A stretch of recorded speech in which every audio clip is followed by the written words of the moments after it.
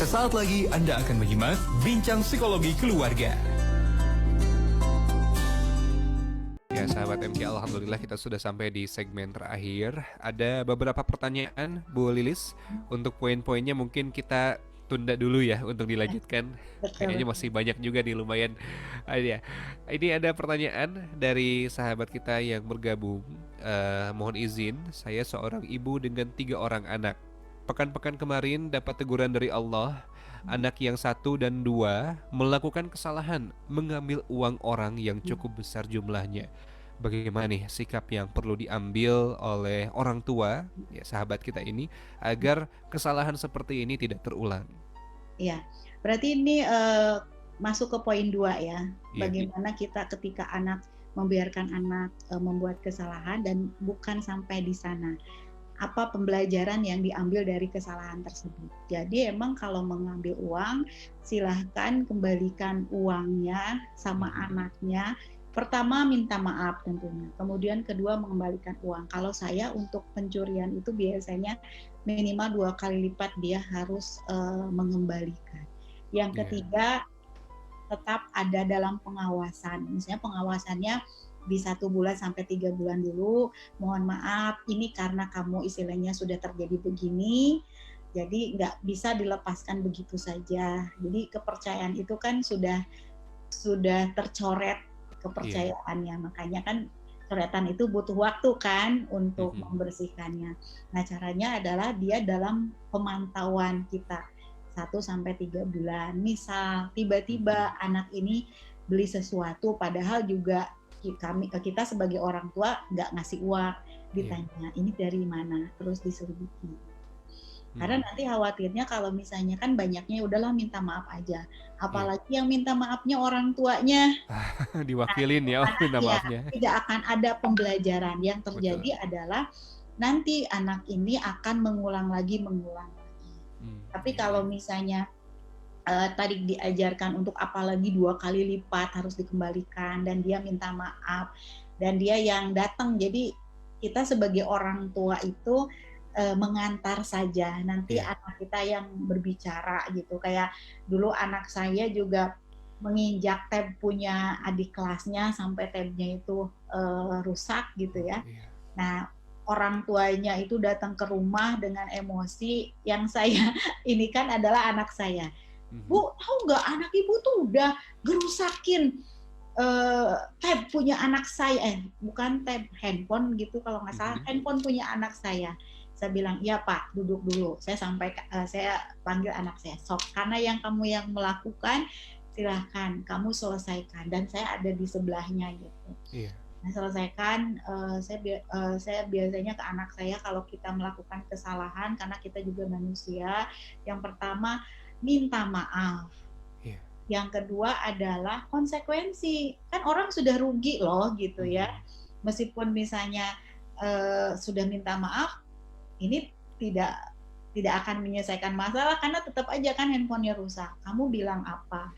Dan kalau misalnya kamu mau kan handphonenya harus diservis. Nanti kalau untuk uangnya dari mana, ya kita sebagai orang tua bisa minjamkan dia dengan nanti ditukar dengan kegiatan apa yang senilai dengan uang tersebut. Nah itu nanti pasti akan ada pembelajaran di kemudian hari. Kalau aku nginjak lagi handphone punya orang lain, rugi banget, harus begini. Jadi istilahnya kan enaknya kita itu misalnya gini, Mama, Papa itu tidak pernah mengajarkan kamu mencuri, misalnya. Nggak usah. Istilahnya kalau sudah terjadi mah gimana coba Kang Jiki? Udah terjadi gitu. Nah, yang penting adalah kita membantu untuk ini masalah nih yang ke poin pertama, selesaikan. Kamu berjiwa besar. Di jiwa besar itu kamu minta maaf. Yang kedua konsekuensi dong. Konsekuensinya apa gitu sehingga orang lain terganggu apa gitu sehingga fair lah untuk orang lain gitu, untuk ke arah sana. Jadi itu Bu, nanti anaknya yang disuruh minta maaf, kita dampingi. Dan kalau anaknya sudah besar, minta maafnya harus difoto ya, ada buktinya. Jangan sampai udah minta maaf sudah. Kita juga kepercayaan harus tetap ya, harus ini. Betul. Nah, yang selanjutnya tadi yang tetap ada pengawasan lah, dari minimal di 1 bulan sampai 3 bulan. Nah, nanti kalau sudah 3 bulan, nah mulai coba untuk dilepas. Baik, alhamdulillah. Terima kasih Bu Lilis. Sebetulnya masih ada pertanyaan, tapi kita sudah over 6 Iya, menit udah. nih. Masya Iya. Allah ya. Tapi saya izin sampaikan saja pertanyaannya. Mungkin ini bisa jadi bahan obrolan di pekan yang akan datang, Bu Lilis. Betul, betul. Jadi pertanyaannya dari Amisila di Bandung. Gimana caranya agar punishment itu bisa cocok untuk anak yang nyantai banget terhadap punishmentnya? Disuruh melakukan satu perbuatan atau setiap diberikan punishment, anak bilang, ya udah punishmentnya aja katanya saya lakukan, saking tidak mau melakukan perbuatan yang diperintah. Jadi punishmentnya itu tidak membuat jerak. Nah, mungkin Nah, ini juga perlu ilmunya juga ya, bagaimana menghadirkan punishment yang memang sesuai dengan tujuan pendidikan kita, Bu. iya, iya. Nanti insya Allah kita bincangkan di pekan yang akan datang. Di akhir mungkin ada hal yang perlu disampaikan kembali untuk sahabat MK sebelum ditutup, Bu Lilis. Ya, jadi ke-8 ini ayo kita latih dulu nih sambil nunggu yang ke-6 ya. Iya. Kita latih dulu yang kedua, yang pertama, ayo kita mulai ajarkan disiplin. Karena disiplin itu tidak bisa diajarkan dengan hanya teori saja, tapi ini harus langsung praktek. Ini keterampilan skill, jadi harus praktek. Dan tidak bisa juga sehari 2 hari tiba-tiba anak kita disiplin, tidak mungkin. Ayo kita ajarkan tadi pemecahan masalah dengan cara apa? Tidak banyak membantu untuk anak kita, biarkan dulu gitu. Istilahnya sampai keringatan, sampai apa gitu ya. Kemudian yang kedua, biarkan anak membuat kesalahan, dan titik tekannya bukan biarkannya, titik tekannya itu keterampilan bagaimana ketika anak melakukan kesalahan, setelah itu apa yang harus mereka lakukan, yang mereka perbuat itu apa. Nah, itu titik tekannya. Jadi misalnya kalau biarkan anak membuat kesalahan, udah salah mencuri misalnya, dibiarkan, hati-hati.